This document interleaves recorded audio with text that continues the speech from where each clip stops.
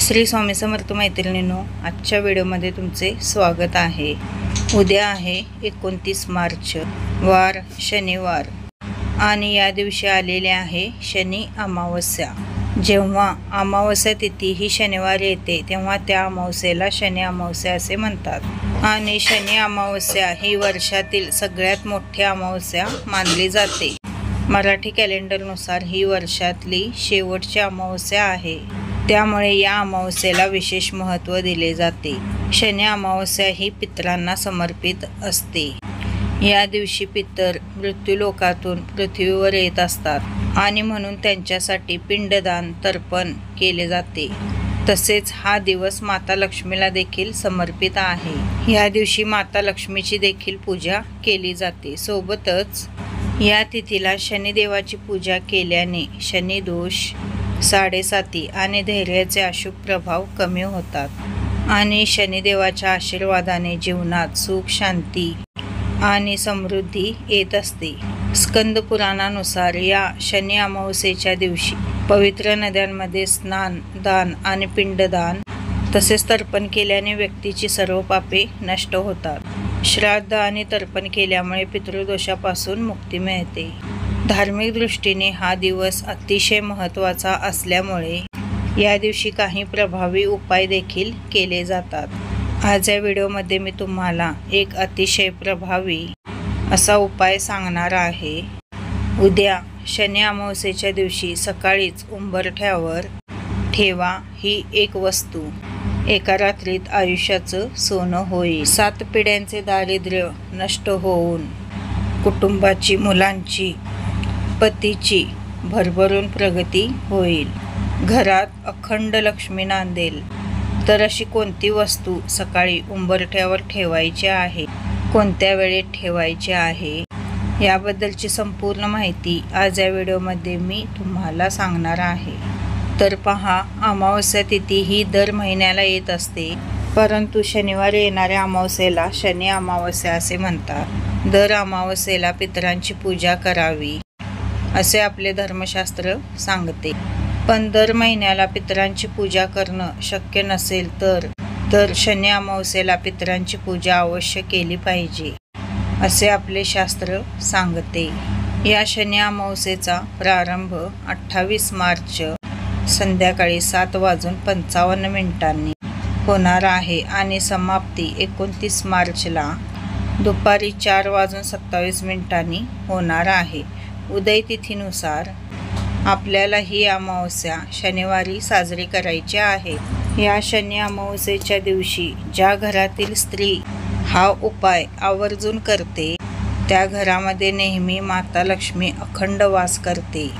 आपल्याला सर्वांनाच माहिती आहे की आपण दिवाळीचे लक्ष्मीपूजन देखील अमावस्येच्या शुभ मुहूर्तावर करत असतो आणि त्यामुळे धनप्राप्तीसाठी, लक्ष्मीप्राप्तीसाठी अमावस्या हा दिवस अत्यंत महत्त्वाचा आहे।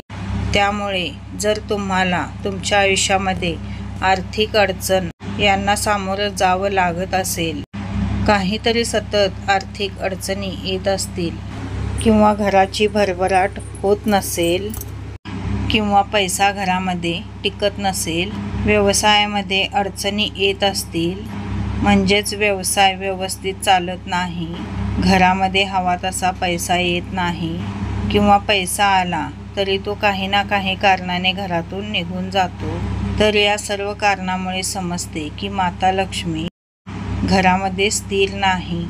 घरामध्ये लक्ष्मी नांदणे फक्त पैसाच असणे असं नाही, तर घरामध्ये एक प्रकारची शांती, समृद्धी असणे सुद्धा तितकंच गरजेचं आहे। किंवा घरामध्ये एकमेकाबद्दल प्रेम, एकोपा असणे, घरामध्ये एक प्रकारचे आनंदाचे सकारात्मक वातावरण असणे देखील गरजेचे असते। तर असे सर्व वातावरण घरामध्ये असेल तर याला लक्ष्मी नांदणे असे म्हणतात। पैसा तर हवाच, पण त्यासोबत घरातील वातावरण लक्ष्मी स्थिर राहण्यासाठी अनुकूल असणं सुद्धा तितकंच गरजेचं असते।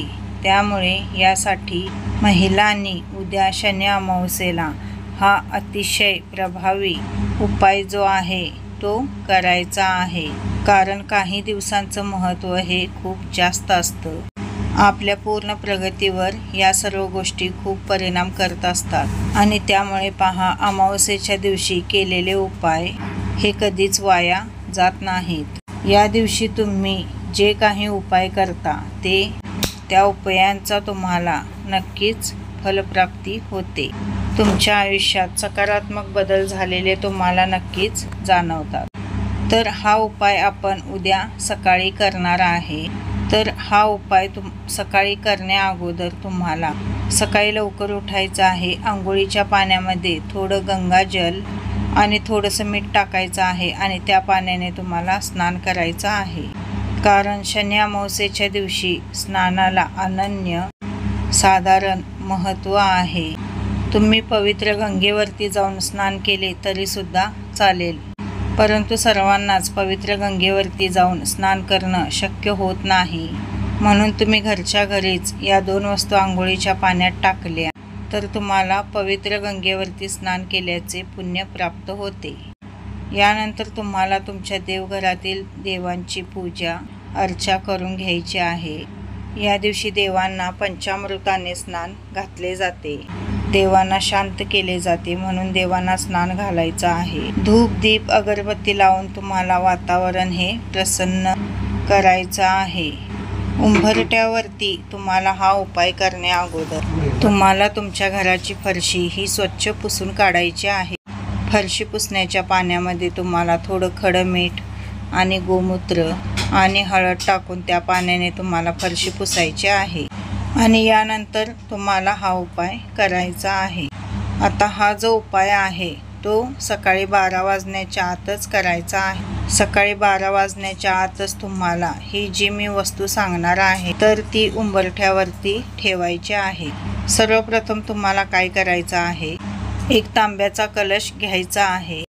कलशामध्ये शुद्ध पिण्याचं पाणी भरायचं आहे. त्यामध्ये चमच्याभर हळद टाकायची आहे आणि तुमच्याकडे गोमूत्र असेल तर थोडंसं गोमूत्र तुम्ही टाकू शकता, नसेल तर हरकत नाही. यानंतर ते हळदीचं पाणी आहे ते आपल्या घराच्या उंबरठ्याच्या बाहेर शिंपडायचं आहे आणि एक स्वच्छ कपडा घेऊन तुम्हाला ते पुसून काढायचं आहे. कारण रात्रभर आपल्या उंबरठ्यावरती जी काही नकारात्मकता आहे ती येऊन थांबलेली असते. ती आपल्या घरामध्ये कधीही प्रवेश करू नये, ती तिथेच नष्ट व्हावी यासाठी हे पाणी जे आहे ते शिंपडलं जातं. आणि अमावस्येच्या दिवशी नकारात्मक शक्तींचा हा प्रभाव खूप असतो. यानंतर आपल्याला आपल्या घराच्या उंबरठ्यावरती हळदीचं लेपन जरूर करायचं आहे, कारण हा दिवस माता लक्ष्मीला समर्पित आहे.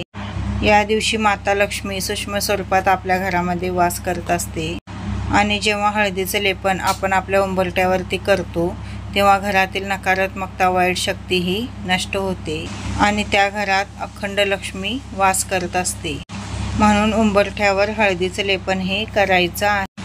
तसेच उंबरठ्यावरती आपल्याला कुंकवाने एक स्वस्तिक काढायचं आहे.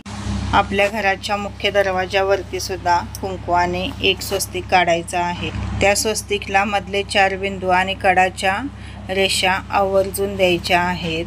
तसेच त्या स्वस्तिकला हळदी कुंकू देखील आपल्याला अर्पण करायचं आहे. त्याचबरोबर आपल्याला थोडं कुंकू घ्यायचं आहे आणि त्या कुंकवामध्ये थोडं पाणी टाकायचं आहे.